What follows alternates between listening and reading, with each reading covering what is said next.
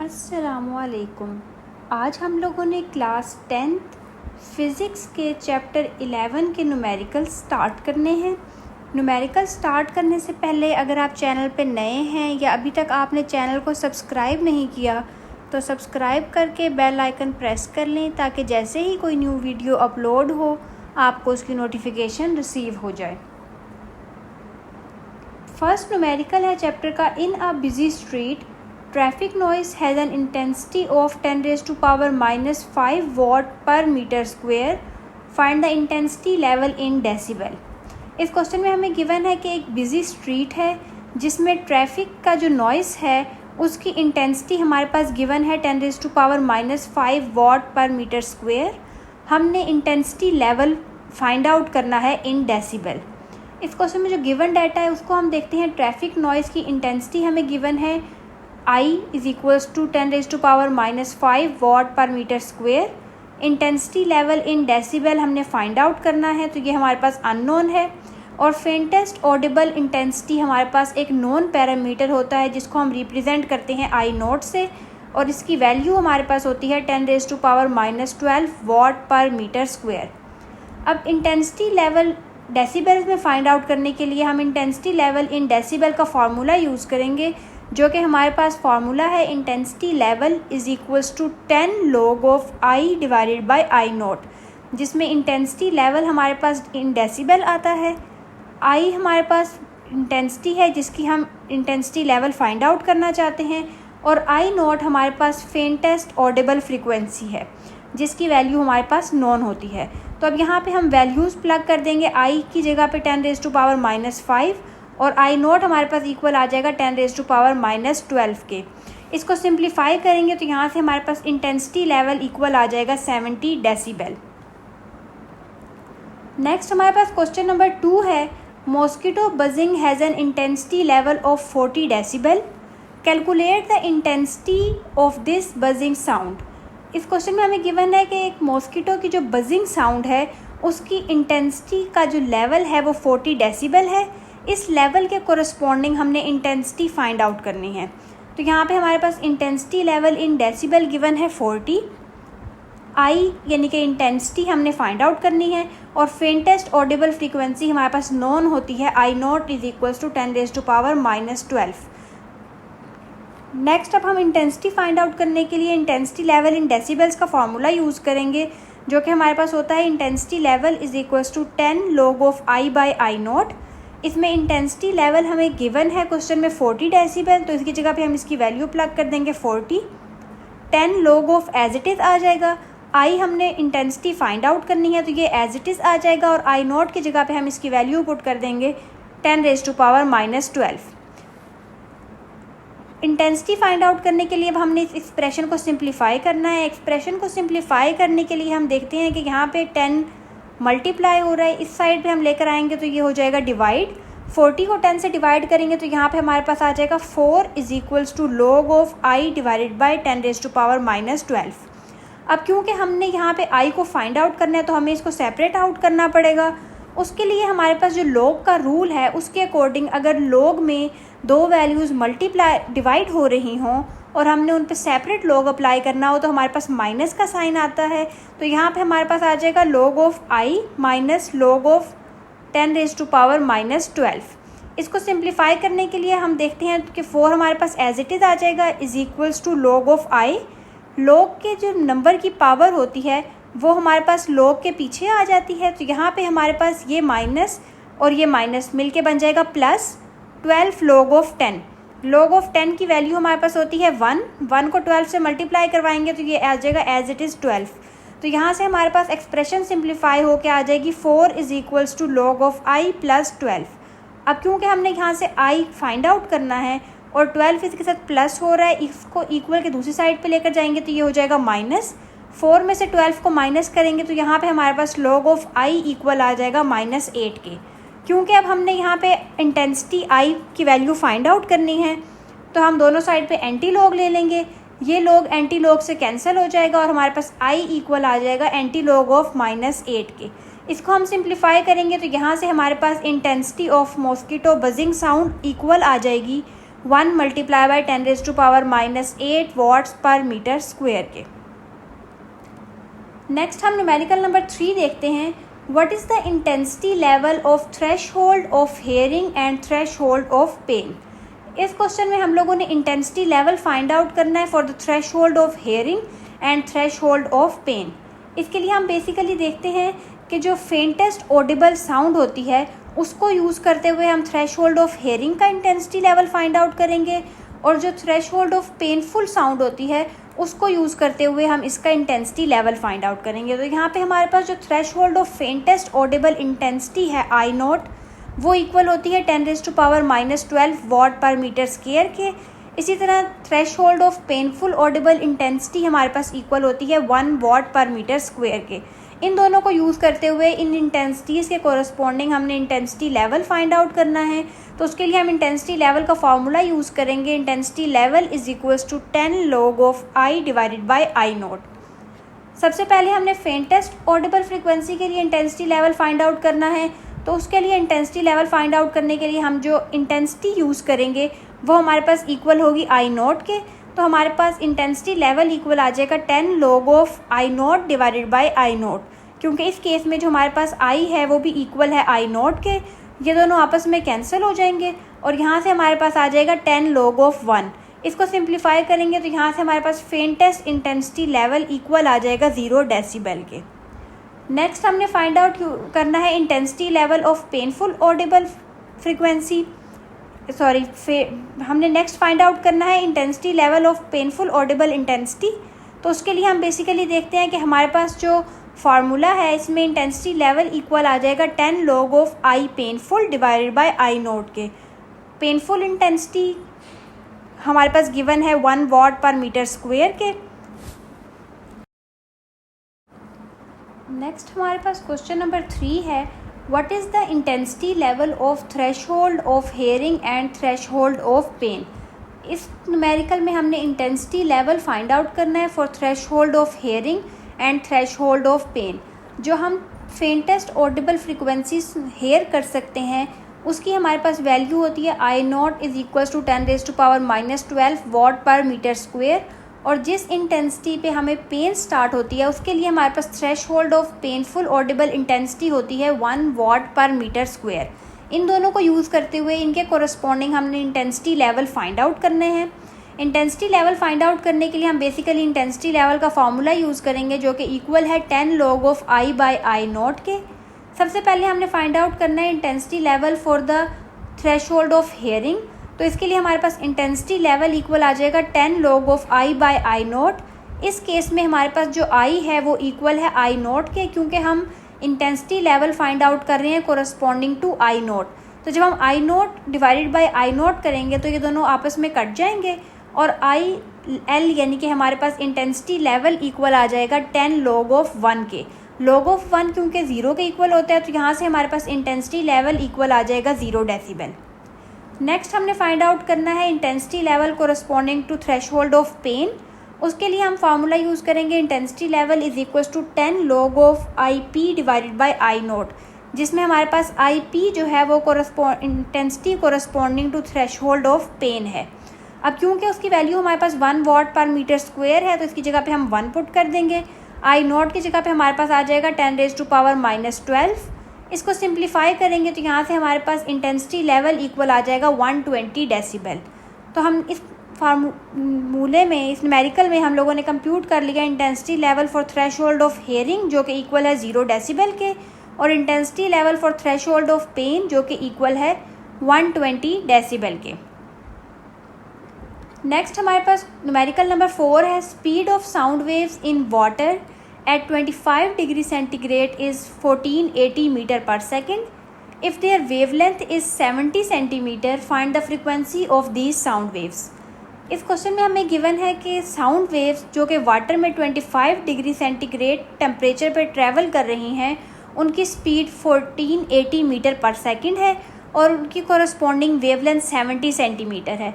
इस डाटा को यूज़ करते हुए हमने frequency of these sound waves find out करनी है। तो यहाँ पे हमें स्पीड ऑफ साउंड गिवन है 1480 मीटर पर सेकेंड। तो यहाँ पे हमारे पास v इक्वल आ जाएगा 1480 मीटर पर सेकेंड के। वेवलेंथ गिवन है 70 सेंटीमीटर। सेंटीमीटर में इसको हम नहीं रख सकते क्योंकि वेवलेंथ की एसआई यूनिट मीटर है, लेंथ की जो एसआई यूनिट होती है वो मीटर होती है, इसलिए हमें वेवलेंथ को भी मीटर में कन्वर्ट करना पड़ेगा सेंटीमीटर से। तो सेंटीमीटर से मीटर में कन्वर्ट करने के लिए इसको हम डिवाइड करेंगे 100 से। जब इसको 100 से हम डिवाइड करेंगे तो हमारे पास वेवलेंथ इक्वल आ जाएगी 0.7 मीटर की। फ्रीक्वेंसी हमने फाइंड आउट करनी है तो हम फार्मूला यूज़ कर सकते हैं v is equals to F lambda, जिसमें v हमारे पास स्पीड ऑफ साउंड है, f फ्रीक्वेंसी है और लेमडा वेवलेंथ है। क्योंकि हमने फ्रीक्वेंसी फाइंड आउट करनी है तो इस फार्मूले को हम रीअरेंज कर सकते हैं फ्रीक्वेंसी फाइंड आउट करने के लिए। यहाँ पे वेवलेंथ मल्टीप्लाई हो रही है, इस साइड पे आके डिवाइड हो जाएगी, तो यहाँ पे हमारे पास फ्रीक्वेंसी इक्वल आ जाएगी v ओवर लेमडा के। v हमारे पास गिवन है 1480 डिवाइडेड बाय लेमडा हमारे पास है 0.7। 1480 को जब 0.7 से डिवाइड करेंगे तो यहाँ से हमारे पास frequency of sound waves equal आ जाएगी 2114.2 हर्ट्ज़, यानी कि 2114.2 हर्ट्ज़। नेक्स्ट हमारे पास न्यूमेरिकल नंबर 5 है, what is the speed of sound at 15 degree centigrade in air if the speed of sound is 332 metre per second at 0 degree centigrade. इस numerical में हमें given है कि अगर 0 डिग्री सेंटीग्रेड पे speed of sound 332 metre per second होती है, जो कि एक नॉन वैल्यू है, तो हमने 15 डिग्री सेंटीग्रेड पे speed of sound in air find out करनी है। तो उसके लिए हम बेसिकली देखते हैं कि speed of sound at 0 degree centigrade हमें गिवन है 332 मीटर पर सेकेंड। इसको हम रिप्रेजेंट कर लेते हैं v नॉट से। इस न्यूमेरिकल में हमें दो टेम्परेचर गिवन है, एक टेम्परेचर गिवन है 0 डिग्री सेंटीग्रेड और एक टेम्परेचर गिवन है 15 डिग्री सेंटीग्रेड। अगर हम इस टेम्परेचर को कंसीडर कर लेते हैं T1 और इस टेम्परेचर को कंसीडर कर लेते हैं T2, तो ये दोनों टेम्परेचर्स हमें गिवन है सेंटीग्रेड में, जबकि एसआई यूनिट में हम जो टेम्परेचर की वैल्यूज़ यूज़ करते हैं वो केल्विन में है, तो इनको हम केल्विन में कन्वर्ट कर लेते हैं। Temperature at 0 degree centigrade T1 जो है वो हमारे पास 0 डिग्री सेंटीग्रेड है, इसमें 273 ऐड करेंगे तो यहाँ से हमारे पास ये इक्वल आ जाएगा 273 केल्विन के। नेक्स्ट हमारे पास temperature at 15 degree centigrade T2 है, जिसमें हम 273 ऐड करेंगे तो यहाँ से हमारे पास T2 इक्वल आ जाएगा 288 केल्विन। अब क्योंकि हमने यहाँ पे speed of sound at specific temperature find out करनी है, इसके लिए हमारे पास फॉर्मूला होता है Vt is equals to V naught plus 0.61 T, जिसमें हमारे पास Vt speed of sound at specific temperature है, V naught speed of sound at 0 degree centigrade है, 0.61 कांस्टेंट है और T हमारे पास बेसिकली टेम्परेचर डिफरेंस है। तो टेम्परेचर डिफरेंस फाइंड आउट करने के लिए हम T2 में से T1 को माइनस करेंगे तो ये हमारे पास 288 माइनस 273 करके आ जाएगा 15 केल्विन। इसमें अगर हम वैल्यूज़ पुट करें तो Vt एज इट इज़ आ जाएगा, V नोट 332 है, 0.61 कांस्टेंट है और T हमारे पास है 15 केल्विन। इसको सिंप्लीफाई करेंगे तो यहाँ से हमारे पास speed of sound at 15 degree centigrade in air equal आ जाएगी 341.15 मीटर पर सेकेंड के। न्यूमेरिकल नंबर 6 है हमारे पास, find the range of wavelength for the audible sound if the minimum frequency is 20 hertz and the maximum frequency is 20 kilo hertz. इस numerical में हमें given है कि जो ऑडिबल साउंड है उसकी फ्रीक्वेंसी रेंज 20 हर्ट्ज़ से लेकर 20 किलो हर्ट्ज़ है। इस फ्रीक्वेंसी रेंज के कोरस्पॉन्डिंग हमने range of wavelength find out करनी है। तो हम यहाँ पे देखते हैं कि हमें मिनिमम फ्रीक्वेंसी गिवन है 20 हर्ट्ज़, मैक्सिमम फ्रीक्वेंसी गिवन है 20 किलो हर्ट्ज़ और स्पीड ऑफ साउंड हमारे पास नोन होती है 332 मीटर पर सेकेंड। इस डेटा को यूज़ करते हुए हमने range of wavelength find out करनी है। इसके लिए हम बेसिकली देखते हैं स्पीड, फ्रीक्वेंसी और वेवलेंथ का जो हमारे पास रिलेशनशिप है v is equals to F lambda, इसको यूज़ करते हुए हम वेवलेंथ फाइंड आउट कर सकते हैं। अगर हम इसको रीअरेंज करें तो वेवलेंथ हमारे पास इक्वल आ जाती है स्पीड डिवाइडेड बाय फ्रीक्वेंसी के। अब अगर हम इसमें देखें स्पीड हमारे पास कांस्टेंट है 332 मीटर पर सेकेंड, तो लेमडा और फ्रीक्वेंसी का हमारे पास इन्वर्स रिलेशनशिप बनता है, यानी कि अगर हमारे पास फ्रीक्वेंसी मिनिमम होगी तो वेवलेंथ मैक्सिमम आएगी, इसी तरह अगर हमारे पास फ्रीक्वेंसी मैक्सिमम होगी तो वेवलेंथ मिनिमम आएगी। इसको यूज़ करते हुए हम बेसिकली वेवलेंथ फाइंड आउट कर सकते हैं। वेवलेंथ का हमारे पास फॉर्मूला है V/F। Minimum wavelength find out करने के लिए, सॉरी यहाँ पे थोड़ी सी मिस्टेक है, यहाँ पे हमारे पास बेसिकली है फॉर मिनिमम वेवलेंथ, इसी तरह यहाँ नेक्स्ट में भी हमारे पास है फॉर मैक्सिमम वेवलेंथ। तो अब हम यहाँ पे देखते हैं कि वेवलेंथ का हमारे पास फॉर्मूला आया था lambda is equals to v/f। Lambda अगर हमने मिनिमम फाइंड आउट करना है तो उसके लिए हम फ्रीक्वेंसी पुट करेंगे मैक्सिमम। स्पीड ऑफ साउंड हमारे पास है 332 मीटर पर सेकेंड और मैक्सिमम फ्रीक्वेंसी है 20 किलोहर्ट्ज़। इसको सिंप्लीफाई करेंगे तो यहाँ से हमारे पास मिनिमम वेवलेंथ इक्वल आ जाएगी 0.017 मीटर के। इसी तरह से मैक्सिमम वेवलेंथ फाइंड आउट करने के लिए हम मिनिमम फ्रीक्वेंसी यूज़ करेंगे। तो इस फार्मूले में अगर हमने मैक्सिमम वेवलेंथ फाइंड आउट करनी है तो v एज इट इज़ आ जाएगा और फ्रीक्वेंसी हमारे पास आएगी मिनिमम। स्पीड ऑफ साउंड 332 को जब हम मिनिमम फ्रीक्वेंसी 20 से डिवाइड करेंगे तो हमारे पास यहाँ से मैक्सिमम वेवलेंथ इक्वल आ जाएगी 16.6 मीटर के। अब मिनिमम वेवलेंथ हमारे पास ये है और मैक्सिमम वेवलेंथ ये है, तो रेंज ऑफ वेवलेंथ हमारी बनेगी 0.017 मीटर से लेकर 16.6 मीटर तक। नेक्स्ट हमारे पास न्यूमेरिकल नंबर 7 है। During a thunder storm thunder sound is heard after 3 second of lightning flash. Find the distance of clouds from the ground. Speed of sound is 340 metre per second. इस numerical में हमें given है कि एक thunder storm के time पे जो sound of thunder है वो लाइटनिंग के 3 सेकेंड बाद अगर हमें सुनाई दे रही है तो हमने बेसिकली ये फाइंड आउट करना है कि क्लाउड से लेकर ग्राउंड तक का डिस्टेंस कितना है, provided that speed of sound v हमारे पास गिवन है 340 मीटर पर सेकेंड। तो इस न्यूमेरिकल का हम डाटा देखते हैं। Time taken by the sound from cloud to ground हमारे पास गिवन है 3 सेकेंड्स। स्पीड ऑफ साउंड हमें गिवन है 340 मीटर पर सेकेंड और distance of cloud from ground हमने फाइंड आउट करना है। तो बेसिकली हम इसमें डिस्टेंस टाइम फार्मूला लगा सकते हैं s is equals to vt, जिसमें डिस्टेंस हमने फाइंड आउट करना है। v की वैल्यू हमें नोन है 340 मीटर पर सेकेंड और t हमें गिवन है 3 सेकेंड। इसको प्लग करेंगे तो यहाँ से हमारे पास डिस्टेंस इक्वल आ जाएगा 1020 मीटर, यानी कि distance of cloud from ground हमारे पास इक्वल है 1020 मीटर के। न्यूमेरिकल नंबर 8 है। Sonar sound navigation and ranging system sends ultrasound signals towards the sea bed. It received back after 5.3 seconds. If the speed of sound in water is 1550 meter per second, find the depth of the sea. इस numerical में हमें given है कि एक sonar system है जो कि ultrasound waves को सेंड कर रहा है सी बेड की तरफ और वो साउंड वेव सी बेड तक पहुंचने के बाद वापस सोनार सिस्टम तक आ रही हैं 5.3 सेकेंड्स में। अगर हमें इन साउंड सिग्नल्स की स्पीड नोन हो तो हमने इस डाटा को यूज़ करते हुए depth of sea bed find out करना है। तो हम बेसिकली ये देखते हैं कि जो 5.3 सेकेंड टाइम है ये बेसिकली वो टाइम है जिसमें साउंड वेव्स ट्रैवल करके जा रही हैं पहले सी बेड तक और फिर वापस आ रही हैं सोनार सिस्टम तक। लेकिन जब हमने सी की डेप्थ फाइंड आउट करनी है और अगर हम उसके लिए फार्मूला यूज़ कर रहे हैं s is equals to vt, जिसमें s हमारे पास distance travelled by sound wave है, जो कि इस केस में हमारा डिस्टेंस बनेगा सोनार सिस्टम से लेकर सी बेड तक का, यानी कि डेप्थ ऑफ द सी।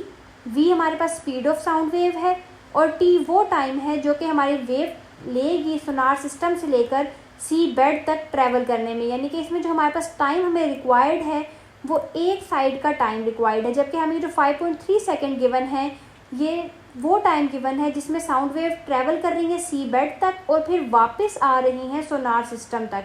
अब क्योंकि इसमें 2 वे जर्नी ऑफ साउंड वेव का टाइम है तो इसमें हम वन साइड का टाइम फाइंड आउट करने के लिए इस टाइम को डिवाइड कर देंगे 2 से, यानी कि हमें time taken by the sound wave from ship to sea bed and back to ship given है 5.3 सेकेंड्स और हमने सिर्फ वो टाइम फाइंड आउट करना है जिसमें साउंड वेव शिप से ट्रैवल करके सी बेड तक गई हैं। तो हम इस टोटल टाइम को डिवाइड कर देंगे 2 से, यहाँ से हमारे पास टाइम इक्वल आ जाएगा 2.65 सेकेंड के। स्पीड ऑफ साउंड हमें गिवन है 1550 मीटर पर सेकेंड और डेप्थ ऑफ सी हमने फाइंड आउट करनी है। तो इसके लिए हम फार्मूला यूज़ करेंगे s is equals to vt। v की जगह पे हमारे पास आ जाएगा speed of sound wave 1550 metre per second और t हमारे पास इक्वल आ जाएगा 2.65 सेकेंड्स। जब इसको हम सिंप्लीफाई करेंगे तो यहाँ से हमारे पास depth of sea bed equal आ जाएगा 4.1 किलोमीटर